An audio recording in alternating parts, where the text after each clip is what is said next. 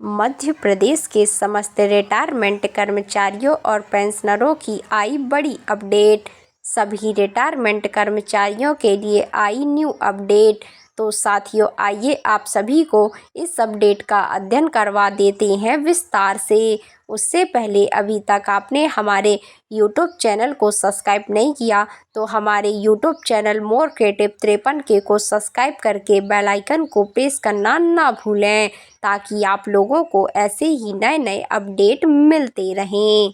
Retirement होने के बाद भी चैन नहीं, पीपीओ के लिए साल भर की जद्दोजहद, फाइल अटकी तो पेंशन रुकी। पीपीओ के चक्कर में बुजुर्ग कर्मचारी बेहाल हैं। सरकारी नौकरी से सेवानिवृत्ति को जिंदगी का सुनहरा पड़ाव माना जाता है, लेकिन हकीकत में यह एक नए संघर्ष की शुरुआत है। पीपीओ पेंशन पेमेंट ऑर्डर बनवाने के लिए कर्मचारियों को साल भर तक फाइलों के लिए दफ्तरों में चक्कर काटने पड़ते हैं। प्रक्रिया के अनुसार पीपीओ रिटायरमेंट से 1 माह पहले बन जाना चाहिए, ताकि रिटायरमेंट के अगले महीने से पेंशन मिल सके। लेकिन जमीनी सच यह है कि मुख्य विभाग से लेकर संभागीय पेंशन शाखा तक फाइल आगे बढ़ने में महीनों लग जाते हैं। वहीं कर्मचारी पीपीओ के लिए अपने ही ऑफिस के बाबुओं के सामने गिड़गिड़ाता हुआ देखा जाता है। लगभग इस तरह के क्रियाकलापों में हर विभाग शामिल है। मुख्य विभागों से मसला निपटने के बाद संभागीय पेंशन शाखा में जब फाइल आती है तब वहां भी खेल शुरू होता है। स्वास्थ्य विभाग में 3, वन विभाग में 2 इसी तरह के प्रकरण लंबित हैं। विभागों के इस तरह हालात हैं, आइए देख लेते हैं। पेंशनर को पहले आपको हेड बाबू के पास जाना पड़ेगा। वह बाबू पासबुक भरेगा, कटौती का हिसाब करेगा। फिर ग्रेजुएटी शाखा, जहां पर 16 माह के मिलने वाले अतिरिक्त वेतन का निर्धारण होगा। फिर सरकारी छुट्टी जिनका उपयोग न करने पर पैसे मिलते हैं, ये बनेगा। इसके बाद जीपीएफ शाखा का काम शुरू होगा। कर्मचारियों का आरोप है, बिना पैसे फाइल आगे नहीं बढ़ती, सीधे सौदेबाजी होती है। पीपीओ नहीं तो कैसी सेवानिवृत्ति। रिटायरमेंट नज़दीक आते ही कर्मचारी को अपने विभाग के हर शाखाओं का चक्कर लगाना पड़ता है। इसके बाद भी सेवानिवृत्त होने के दिन उन्हें पीपीओ नहीं मिलता। जब पीपीओ नहीं तो फिर यह कैसी सेवानिवृत्ति।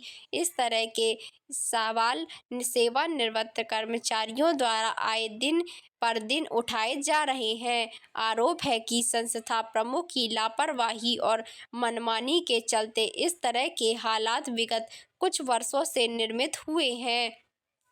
मीटिंग के दौरान हमेशा सेवानिवृत्त कर्मचारियों के प्रकरणों को लेकर विभागीय अधिकारियों को निर्देश जारी किया है।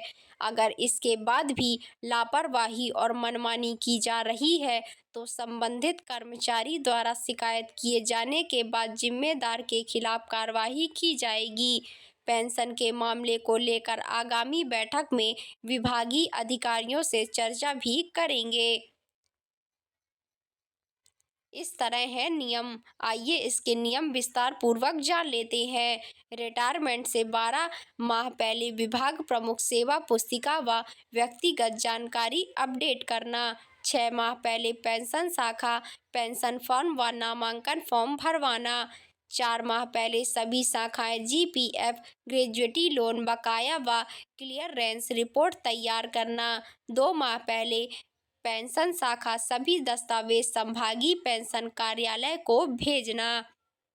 1 माह पहले संभागीय पेंशन कार्यालय पीपीओ तैयार कर विभाग को भेजना।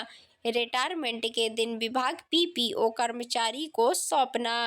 रिटायरमेंट के अगले महीने बैंक पेंशन कार्यालय पहली पेंशन जारी करना होता है। सिस्टम में खामियां, तो साथियों आइए देख लेते हैं ये भी सिस्टम की खामियां। फाइलें की भौतिक जांच और हस्ताक्षेप में देरी। हर साल में कमीशन सौदेबाजी का आरोप, डिजिटल प्रोसेस के बावजूद मैनुअल अनुमोदन, कर्मचारियों की जानकारी के बिना कागज अटकाना, सेवानिवृत्त कर्मचारियों को बार बार कौशालय के चक्कर लगाना। तो साथियों, आई होप आपको ये अपडेट पसंद आई होगी। तो प्लीज़ हमारे चैनल को लाइक, सब्सक्राइब एंड शेयर करना तो बिल्कुल ना भूलें, ताकि आप लोगों को ऐसे ही नए नए अपडेट मिलते रहें। मिलते हैं ऐसी ही नई जानकारी के साथ। तब तक के लिए धन्यवाद। Thank you for watching.